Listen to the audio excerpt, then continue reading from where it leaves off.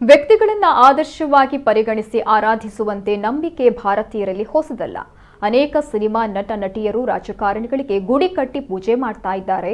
ಮಹಾರಾಷ್ಟ್ರದ ಪುಣೆಯಲ್ಲಿಯೂ ಕೂಡ ಬಿಜೆಪಿ ಕಾರ್ಯಕರ್ತರೊಬ್ಬರು ಇದೇ ರೀತಿ ಪ್ರಧಾನಮಂತ್ರಿ ನರೇಂದ್ರ ಮೋದಿಗಾಗಿ ಗುಡಿ ಕಟ್ಟಿ ಅವರ ವಿಗ್ರಹಕ್ಕೆ ಪೂಜೆ ಸಲ್ಲಿಸಲು ಮುಂದಾಗಿದ್ರು.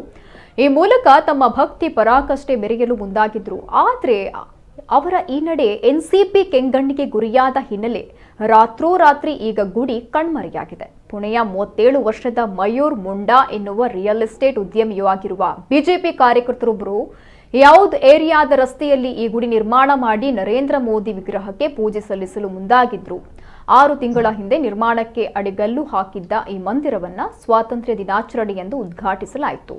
1.6 ಲಕ್ಷ ರೂಪಾಯಿ ವೆಚ್ಚದಲ್ಲಿ ಈ ಮಂದಿರ ನಿರ್ಮಾಣ ಮಾಡಿದ್ದು. ರೆಡ್ ಮಾರ್ಬಲ್ನಲ್ಲಿ ಪ್ರಧಾನಿ ಪ್ರತಿಮೆ ನಿರ್ಮಿಸಲಾಗಿತ್ತು. ಪ್ರಧಾನಿಯಾದ ಬಳಿಕ ನರೇಂದ್ರ ಮೋದಿ ಆರ್ಟಿಕಲ್ 370ರದ್ದು ತ್ರಿವಳಿ ತಲಾಖ್ ಸೇರಿದಂತೆ ಇನ್ನು ಹಲವು ದಿಟ್ಟ ನಿರ್ಧಾರ ಕೈಗೊಂಡಿದ್ದಾರೆ. ಈ ಹಿನ್ನೆಲೆ ಈ ಮಂದಿರವನ್ನ ನಿರ್ಮಿಸಲಾಗಿದೆ ಅಂತ ಅವರೇನು ಸಮಜಾಯಿಷಿಯನ್ನ ನೀಡಿದ್ರು. ಈ ವಿಷಯ ಪ್ರಧಾನಮಂತ್ರಿ ಕಚೇರಿ ಗಮನಕ್ಕೆ ಬರ್ತಾ ಇದ್ದಂತೆ ಭಾರೀ ಆಕ್ಷೇಪ ವ್ಯಕ್ತವಾಗಿತ್ತು. ಈ ಹಿನ್ನೆಲೆ ಕಳೆದ ರಾತ್ರಿಯ ವಿಗ್ರಹವನ್ನ ತೆರವು ಮಾಡಿ ಸ್ಥಳೀಯ ಕೌನ್ಸಿಲರ್ ಮನೆಯಲ್ಲಿ ಇರಿಸಲಾಗಿದೆ. ಮುಂದಿನ ವರ್ಷ ಪುಣೆಯಲ್ಲಿ ಮುನ್ಸಿಪಲ್ ಚುನಾವಣೆ ನಡೆಯಲಿದೆ.